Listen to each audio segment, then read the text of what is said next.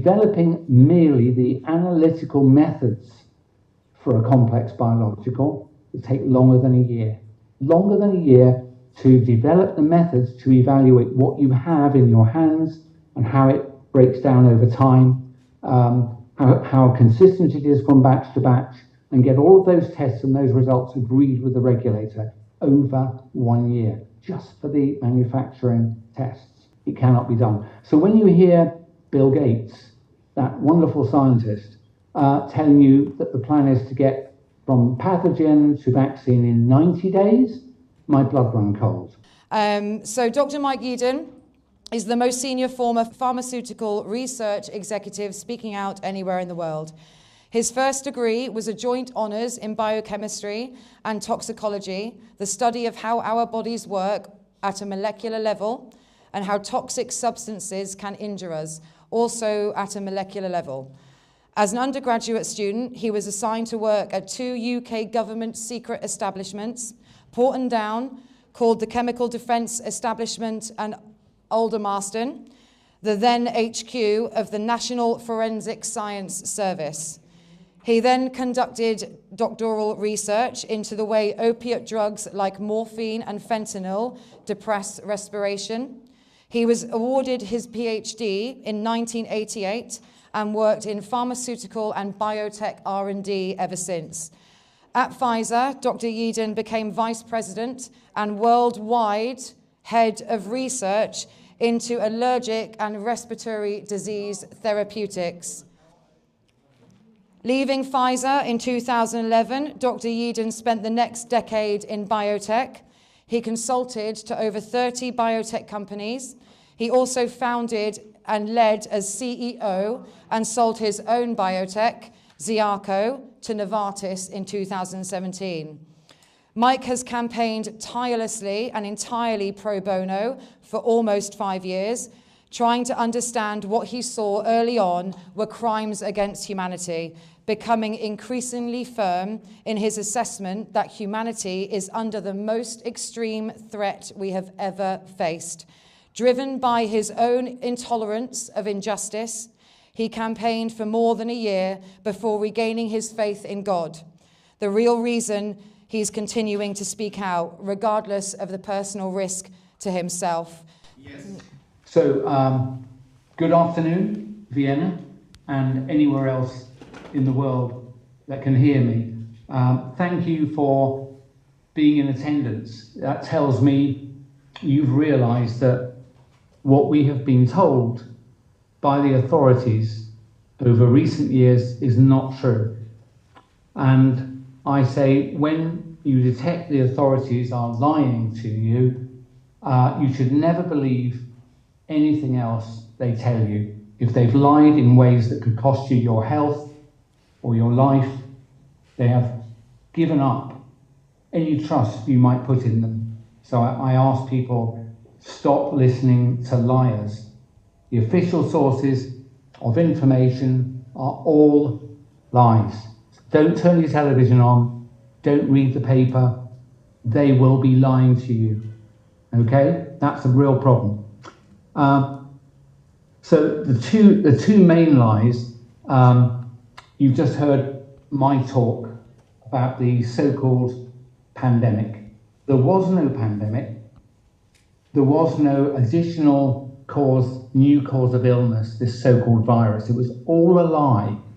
And it was augmented by propaganda from the television and the deliberate misuse of a test called the PCR test.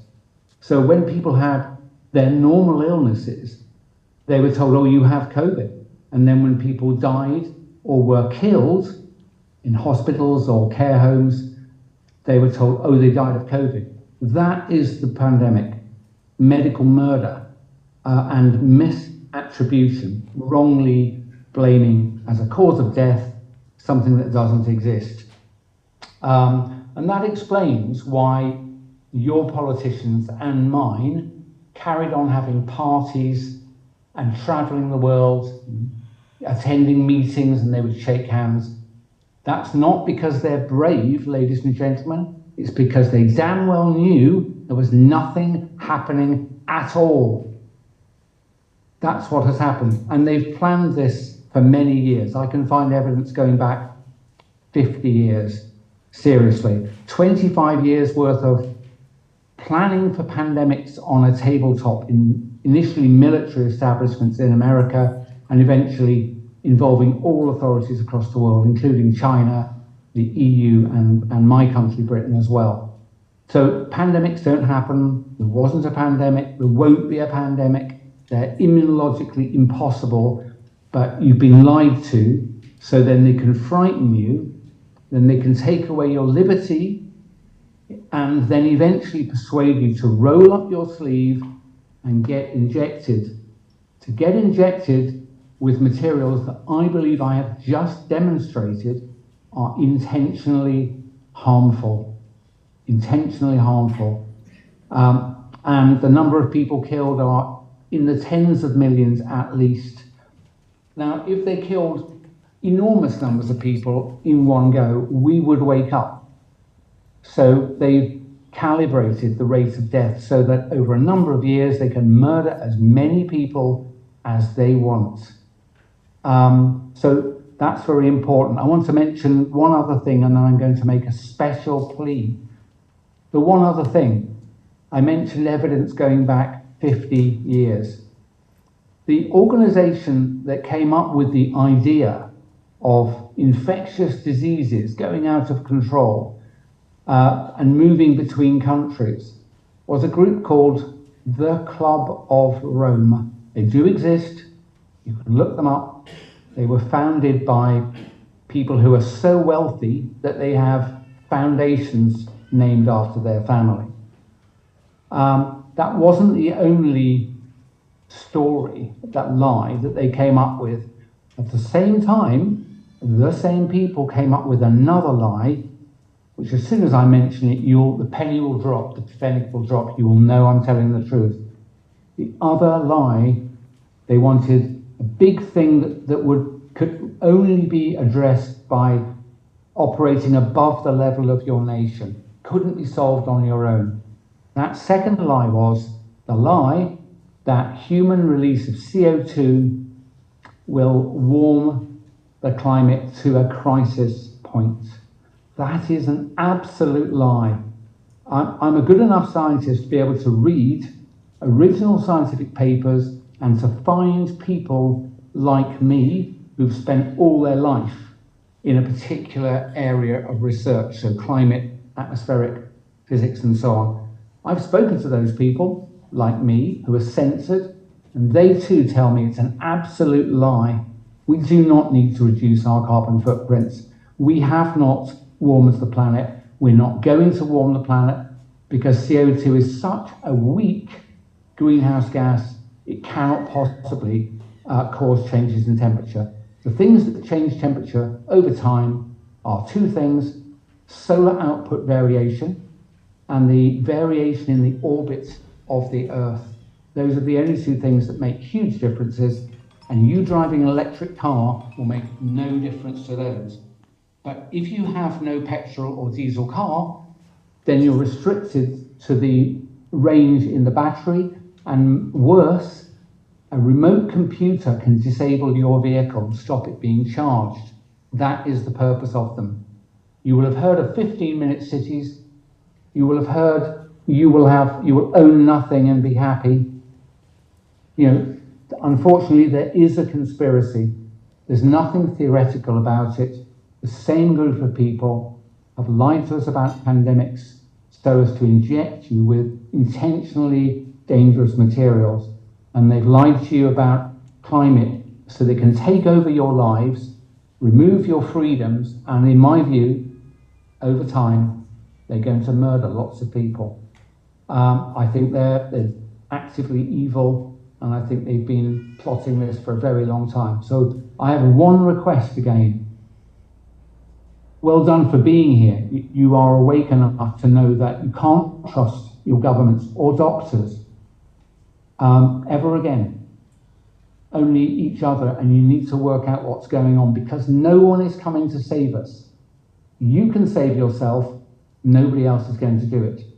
So if you think what I've told you is plausible, you must share it with your family, your friends, people that you care about, because the media will never tell them the truth, and your friends and relatives and loved ones will never look for the truth, because it's almost 5 years and they're still asleep.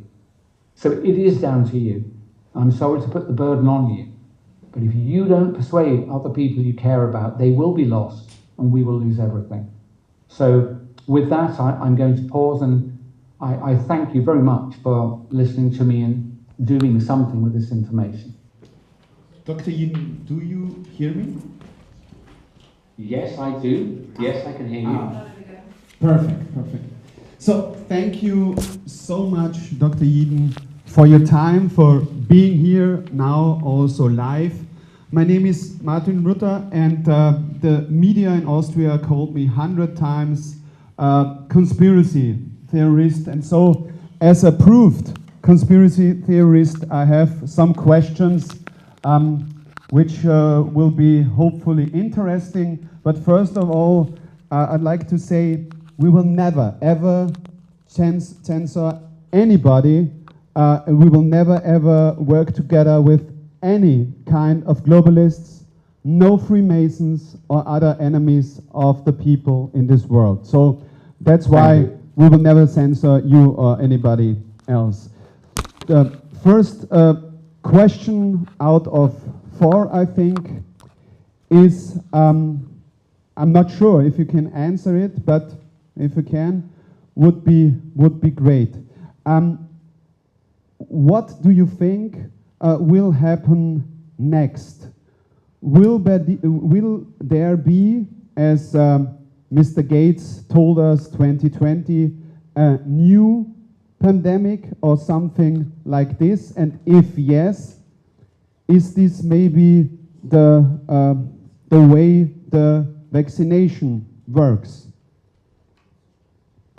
Yes, so the one comment is, how would Mr. Gates know anything at all about a future health crisis? How? And the answer is, he has to be materially involved in making that happen. Ladies and gentlemen, the man he doesn't even have a college degree. He's not a biologist. He's not a doctor. So when he said, oh, there'll be a more severe pandemic, I mean, I remember when he said that, I thought, that means you're going to do it, Mr. Gates. Okay? Don't give, because he's wealthy, you shouldn't give him any credit for being able to see the future, because that's an absurd idea. So, and of course, but to your question, I don't know what they're going to do next. I'm not the crook. I don't know what they're going to do next, but I'll tell you this. They're going to bring to us at least one more crisis. And I think it'll either be a pandemic, and it'll be a lie, and yes, it could be they'll exploit toxicity of the previous injections, and they're not vaccines. No vaccine is useful, by the way. I've gone from being broadly pro-vaccine. I now know enough to say confidently your children will not benefit in any way from these injections. Don't let the doctors do it. The doctors are not to be trusted either, because almost none of them 5 years later have said anything, right? So you should be talking to philosophers, historians, bright people. Don't deal with medics, probably not scientists either, not if they're paid by the government or a corporation, because they'll be lying to you. Doesn't matter how good their reputation is, they're lying to you. So I think it's going to be one of these things. They'll lie about another pandemic, and sadly, many people will believe them, and then they'll get injected, and they'll get ill and die. Or they will precipitate a war, or they'll tell us that there's a war. So one thing, for example, if they told us that there was a limited nuclear exchange in Ukraine, none of us on this call would have any idea if that was actually true at all. So you can see how powerful and frightening that would be. So I think that's a possible scenario. Real hot war with tanks up and down your street, I suppose it's possible. The other one I think is very likely is a global financial crisis. So a colleague of mine, David Rogers Webb, who's a a former hedge fund manager, has written extensively about this. And you can find his free book called The Great Taking on his website. And he thinks that there will be a precipitated global financial crisis, and most people, including me, will lose everything we own. All of our bank accounts, all of our pensions will all be stolen legally. They've made the unlawful legal on paper, and David explains how that will happen. And at that point, of course, everybody would be dependent on the government for handouts, for charity. And at that point, they'll say, oh, have you had your injections? You see, and another thing I think, so it's either war, a pretend pandemic, or a global financial crisis. Those are the most likely three. And then I think there will be a reason given why you have to have a digital ID. Now, ladies and gentlemen, I'm 64. I've got plenty of ways of being able to identify myself, to buy a house, to move across a border, to buy shopping, to register a car. So I don't need a new digital ID. I've got passports, bank statements, my own address, government ID. So why would you want a new format digital ID? And I'll tell you why. The people running this crime need it in order to control every aspect of your life. If you sign up for a new digital ID, then the next thing that will happen is you have to show it before certain transactions, like moving across a border, getting medical care, buying fuel, eventually food. And so now your digital ID has got a fatal trap in it, because they can set its validity to depend on whether you've taken the latest vaccine. If you haven't taken it, it would be like having an invalid vaccine passport. That's what I think they're going to do. A digital ID, money becoming only digital and not cash, and then you cannot resist at this point, because you can't use even the rations money that they might give you to buy the smallest amount of bread if your digital ID is invalid. And so you'll get a choice of either starve or get injected, and it will make you ill and eventually kill you. I know it sounds like a science fiction film, but it's so obvious to me. I've been watching these people for 4.5 years. They're going to do one of those things: financial crisis, war, or pretend pandemic. And they're going to introduce digital ID, and they're going to remove cash. And at that point, if we've let them do it, there's nothing you can do. Literally, they won't care if 10 million people demonstrate on the street. They'll just wait for you to go home. And, we will, if we sign up for digital ID and stop and don't speak out and let this happen, I have no idea how we could escape from that. So that's my prediction. That's what I think they're going to do, because these gene-based injections will always be toxic. It doesn't matter what they do with them.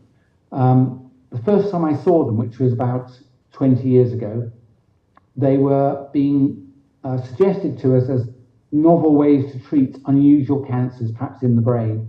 And the mechanism was to trigger an autoimmune attack on some tissue you couldn't reach surgically. So they knew perfectly well what they would stimulate your body to do, which is to attack everywhere that it lands and the instruction is followed. So, ladies and gentlemen, why are there factories being built everywhere, including in Germany, UK, and in Japan, to make billions of doses of this material? I think they want to inject you and your children, don't you? It's not money. Money is an enormously powerful lubricant of this process, because lots of people love money to the point they will do knowingly wrong things. Like, my family doctor has followed me online for years, and she is still injecting people in the public and their children for money, even though she knows it's wrong. She understands in what way it's wrong, but she's taking the money, drives a nice new car, and yet she seems such a lovely person. So someone said the banality of evil is what evil looks like, and it looks ordinary. looks very ordinary. People just following the rules, and and so that's what they'll do, I think. And so I've certainly explained my position, and I would say I'm operating like a detective these days, because when I look around me, I see a crime scene. It's not a scientific matter. It's certainly not a medical or public health matter. That's why I'm so annoyed we're still listening to doctors, except with the rare few that are speaking out. Thank you. Almost all doctors, 99.9% of them, have taken the money. We don't want to hear from them. What have they got to say to us that's useful? So I can tell you from my own experience, there is no question. I said over 4 years ago that unfortunately these injections are going to injure and kill people. My life changed the day I said that, and I've been censored ruthlessly ever since. So why would they do that? Why would they try to stop me speaking? I don't sound crazy. I've explained why they're dangerous. I said so before they started, and exactly what I worried would happen did happen, and it's continuing to happen. So I'm censored, of course, ladies and gentlemen, because I'm right. They are going to do it again. And the way to stop it is you must tell other people what you've learned today. Because the people you love who are still asleep, the government's going to lie to them, and they'll keep pretending everything's okay. No one's coming to save us, only you. So I'll stop. You had other questions. So, thank you very much for this answer. I have a second question, which maybe you can answer better than everybody, mostly everybody in the world. The question is, do you think, with your experience and your background, is it possible to finish such a vaccine from the research to the billions of mass production in this short amount of time? Yes, I can certainly answer that question. And I'm going to give you the name of another person who can confirm this. So the answer is, of course, no. So I gave an example in my video. If someone told you they've designed, built, tested, and authorized a new jet airliner in under a year, you would laugh, because you've seen these things from Boeing and Airbus, and they take years and years and years.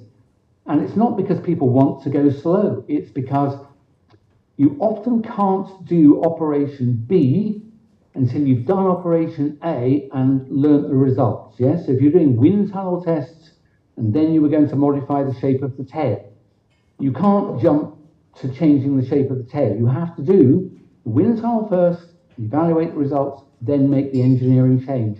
And it's the same sort of thing is true in research.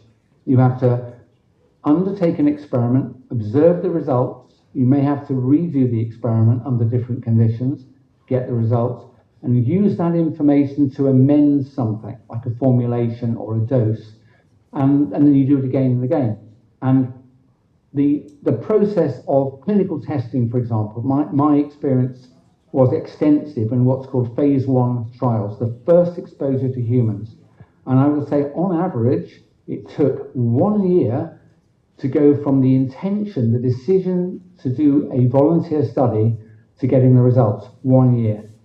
And that's within the biggest company in the world with very large budgets. 1 year. You have to manufacture the material. You have to test the material to show it is what you want it to make. You may have to confirm its stability over weeks or months so that it's still the same material when you give it to people. You need analytical test systems for all the breakdown products and impurities that might be in that material. You have to write dozens of pages of a protocol. You have to recruit doctors and a study lead to do it. You have to gain legal authorization to do it through ethics committees, not to say management as well. And then you need to actually start recruiting real patients. You can see why doing even a simple thing like a first-in-human study takes you a year. And yet we were told in 10 months, they went from idea, initial research, evaluation, clinical studies, toxicology, manufacture, authorization, and launch. It's laughable. I'm 100% certain it is formally impossible for them to have done what they said they did. So I mentioned the other person, a colleague called Hedley Rees. He's a Welsh guy, Hedley, Hedley. His surname Rees, R-E-E-S. And Hedley has spent longer in manufacturing than I have spent in research. And he will tell you that developing merely the analytical methods for a complex biological will take longer than a year. Longer than a year to develop the methods to evaluate what you have in your hands and how it breaks down over time, how consistent it is from batch to batch, and get all of those tests and those results agreed with the regulator over 1 year, just for the manufacturing tests. So he and I are both absolutely certain it cannot be done. So when you hear Bill Gates, that wonderful scientist, telling you that the plan is to get from pathogen to vaccine in 90 days, my blood run cold, because that might be just fast enough to make toxins, but you can't make a proper, healthcare product in 3 months. The only way you can do it is by not bothering with any of the normal tests. So, ladies and gentlemen, you may remember your doctor, your government, your ministers telling you this injection is perfectly safe in pregnancy. And they told you that in early 2021. I can tell you, then and now, no reproductive toxicology has ever been done on these products. If you're old enough, you may remember the thalidomide scandal in about 1960. And it was realized that babies they used to think they were safe in their mother's womb, protected. And we now understand, because they're changing so quickly, they're extremely vulnerable in their mother's wombs.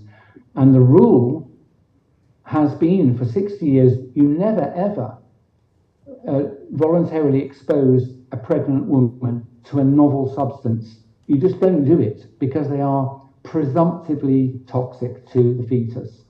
So one, we knew that, and that rule was swept aside for no reason, propaganda. And secondly, they told you they were perfectly safe when no testing had been done, and it's still not been done. And worse, I pointed out why I expect them to be toxic, and they have been. So you can either believe the logical argument I've laid out to you, or you can believe the liars in government, and it's up to you. But do remember, if you assume wrong, they're going to murder you. If you follow what I've been saying and I'm wrong, the worst that will happen is you get laughed at. I think I can live with that. I'd love to be wrong. Unfortunately, I'm not wrong. So if you obey the government's orders and pay attention to them, my confident prediction is within 5 years maybe, because they all talk of 2030. I think within 5 years you will lose your freedom, and shortly after that you will lose your life, because there are deeply unpleasant people who down the years have decided that they don't want as many people on the planet anymore, and they have the means to control us completely at the level of digital. Every single movement you make, every transaction you make will be limited by your digital ID and by electronic money. If we allow these systems to land and become established, I think you can see how easy it will be for someone with a database and the ability to write an algorithm. They can control you completely, because you will no longer be a human, Dr. Mike Eden. You'll become a QR code. You become a dot on the matrix, which is subject to total control. And you don't need any of these things they are telling you about, digital ID, and certainly not these injections. Do you remember when we were coming up to the, in my view, fake authorization of these injections? They said, oh, they're for elderly people. But very soon after, they said, okay, now if you, between 50 and 60 years of age, you can come and get your jab. Then it was 40 to 50. And at that moment, I knew they're going to inject everybody, including babies. And that's what happened.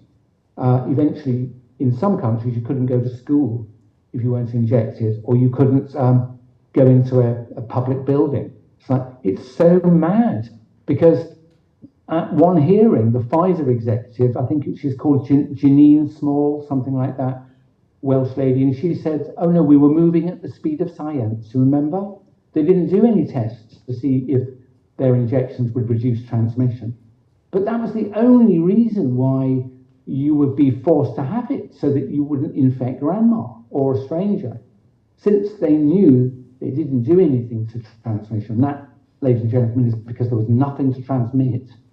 But that was the basis under which they insisted that you got jabs for the greater good. Well, there aren't transmissible diseases. The whole history of virology, right back to about 1956, when a gentleman called John Enders was awarded the Nobel Prize for the discovery of the measles virus.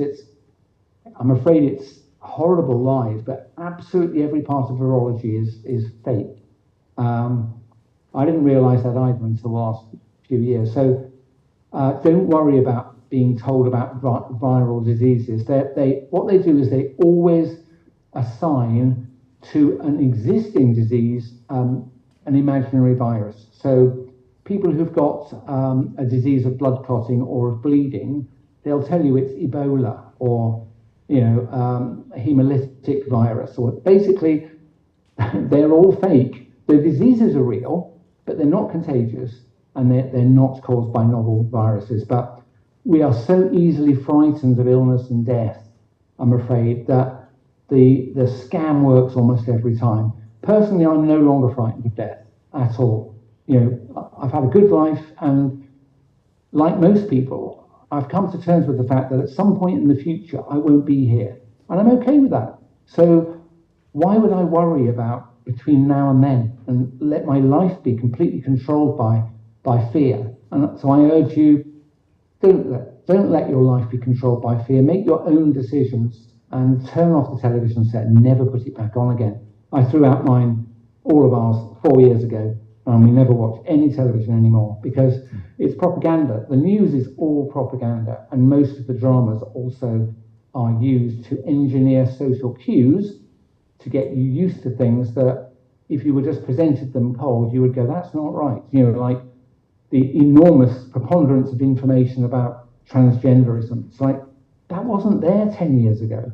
Do people really think this has suddenly emerged in the human character? It's like, we are being propagandized to no longer recognize our humanity, that there are two sexes, boys and girls, men and women, and those together have babies. Every single baby on the planet, was formed in that way, whatever they like to say. But they've enjoyed casting us adrift from our humanity by literally blowing up this idea that there are men and women and that they together produce babies. It's like, I wouldn't be allowed to say that on the television. I'd be told that I'm transphobic or something. It's like, it's crazy. Even if there are some people who aren't clear about their orientation, but most people are, and nothing has changed, just the propaganda. So I don't watch anything because I then don't have to resist the crazy propaganda. And I say to people, the natural world is still as beautiful as it ever was and miraculous, and most people in your road are not trying to kill you. But some people are. A small number of very wealthy, long-lived families, the ones who start all the international organizations. I'd never thought about, where does the United Nations come from, or the World Health Organization, or the EU? It's like someone prompted these things to happen. I'm afraid in all cases, it's the same group of super wealthy, long-lived families and foundations. All of them, all of these 3 and 4 letter, 2, 3, 4 letter supranational organizations, every single one of them, like dozens. The Trilateral Commission, the Committee of Foreign Affairs, every single one of these are globalist bodies, and they're run by the same people. And ultimately, Bank of International Settlements is another one, the World Bank, the IMF. every single one of these, if you go back and study the history of them, you'll find, oh, it's the same names again. Yeah. Most people won't look, and it never occurred to me to look. But once you start looking, they're not even hiding it. So I asked you to set aside the conclusion, because the conclusion is very frightening. And if you prejudge the conclusion, you won't look at the evidence. Hi, Mike. Lots of people have said to me they're not going to look at the evidence because it's too frightening. So Hi, Mike. Can you hear me? Have a look at the evidence and see whether what I've told you is a better approximation to what's happening in the world, or is it just a series of unconnected events? So that's where I am on that one. Sorry, I spoke a long time. I hope No, it's fine. Mike, can you hear me? It's Fiona. Yeah. You can hear me? Yeah. Yes, it's Fiona, by the way. So I'm really happy that you've been live this entire time, live on Good. YouTube, still going. We Fantastic. had, I think it was one more question. Yeah. So Okay. this one. I'll let Martin ask the question because I can't understand his writing. Thank you. Thank you for your great answers. One last question, which only a so-called conspiracy theorist would ever ask. Do you think, or do you have any information about that there is or are particles like graphene oxide or maybe something like nanobots, could be, in this vaccine? Is the scientific far enough that it could be? Do you have any information? Yes or no? Thank you. Yeah, I have a little bit. So where it comes to graphene and graphene oxide, I'm aware that there was a research group that became quite famous, I think, in 2020 or 2021. And I did see their report. They missed out one test, something called transmission electron microscopy, or TEM. By sheer coincidence, when I worked in government labs when I was a university student, I did spend half a year in what's called standardization laboratories, which is very dull, but basically involves analyzing a small group of compounds in every way you can, like 20 different methods to analyze morphine, something like that. And then you write it all up, and it's called a monograph in Britain, monograph, and it's the definitive way of detecting a particular substance. And so if you've got an unknown substance, if you put it through one test and you get a result that's consistent with it being morphine, you don't say it's morphine. You say it's consistent with being morphine. You only know it's morphine if you do all of the tests, and it passes all of the tests. So with the graphene and graphene oxide story, what we were told was consistent analytical results consistent with graphene oxide, but they didn't do what I regarded as the gold standard test, which is transmission electron microscopy. And I say that because graphene oxide is a monolayer of carbon atoms, and they are arranged in a hexagonal pattern, a six-sided repeating quilt. If you shine electrons through that sheet, you get a characteristic hexagonal arrangement of bright lights on the photographic plate, and it's unmistakable. You can go and look it up, what TEM for graphene looks like. No one has ever done that test. I came to the conclusion that there wasn't any graphene oxide because you could get that test done, and nobody ever did. So is it possible? I don't know. I don't know why you would do it. Actually, I do have one reason, but I won't repeat it right now because it'll make me sound completely mad. I might tell you in the future. So I don't think graphene oxide is in it. You don't need to put these things in it. They are inherently toxic in the way I described. So why would you add anything else? Nanobots. Now, I'm not a digital engineer. I'm not a robot person. What I am, though, is a biologist. So I'm used to having cells in a test tube or an animal when I was much younger, not very proud of that, in which you would try and form some experiment. Like in cells in a test tube, or a plate, you would add a chemical. Most of the time what happens in biology is things that you didn't expect to happen. Biology is so grey and wonderful and complex that it's not like a computer. If you do a certain thing to a biological system, the chances that it'll do an identical thing, a response, to the last time you did it is like 0. It's ever so variable, it's inherently variable. So I say all of that, the idea that you could create a machine that will self-assemble and then travel somewhere and do something, I think that's sci-fi. So there are some people who are worried that there are these self-assembling nanobots that will control us. Let me just point out logically. If I'm thinking just before I speak, or sometimes I don't think and then I speak, but basically we normally have a thought and almost immediately an action, intention to move your arm, for example, or speak. We've no idea what a thought is. You can't write a formula for it. We don't know where it starts. We don't know how to intervene in it. We can't measure it. We can't monitor it in real time. We don't have an RS-232 plug. So I put it to people that we can't even define what a thought is. We can define at high level things like emotions.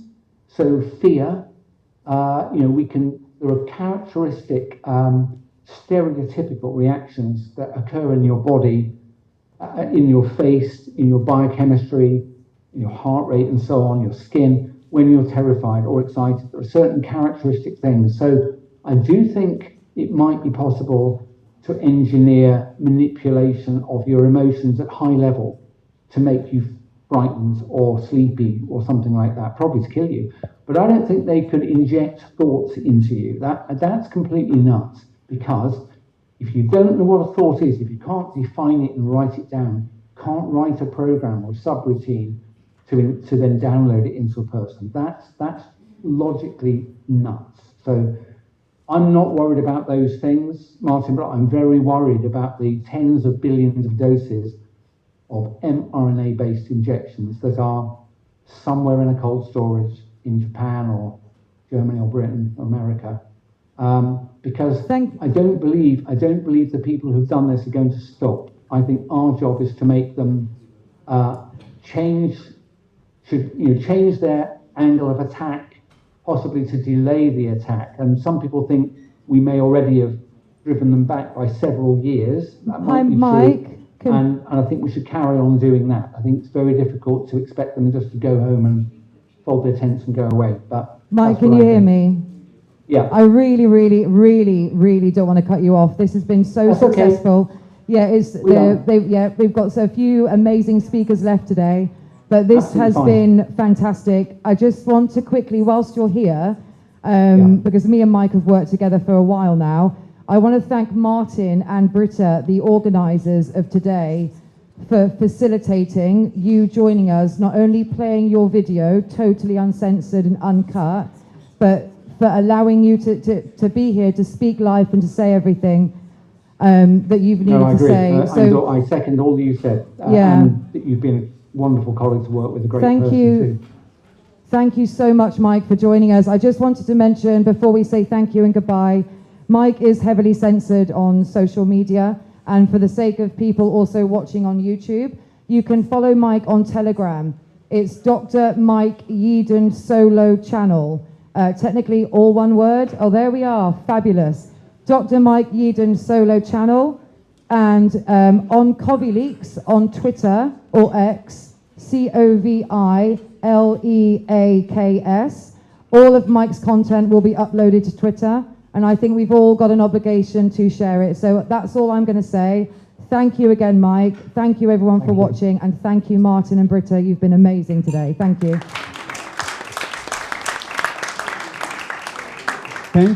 Thank you so much. Just one last question, just to give you the information.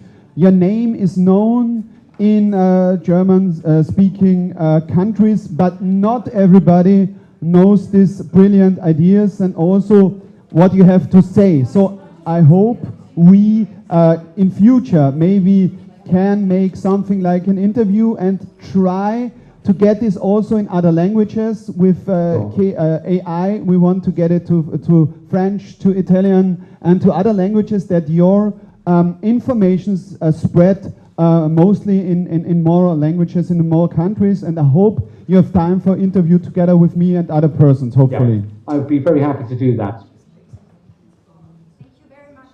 Thank you so much. Thank you so much. Okay. Thank you very much. Goodbye. Goodbye. Some of the key figures in the movement as you've never seen them before, painted by me, Jake Fern, with half of my brain concentrating on making a painting and half of my brain concentrating on having a conversation. Do I succeed at either or both?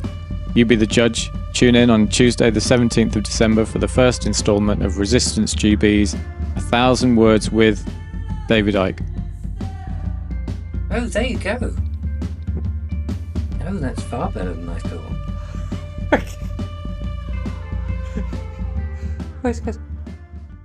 Hello. This is great.